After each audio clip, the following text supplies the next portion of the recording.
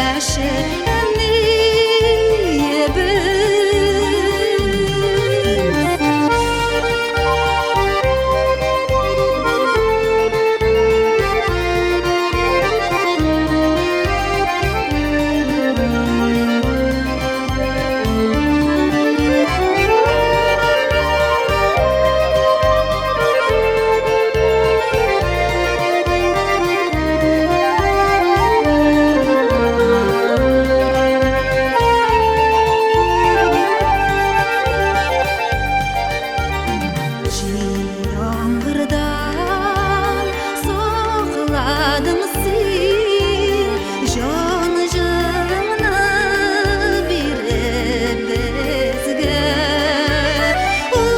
Ilıtırmış yoluna bastırdım, bäxetli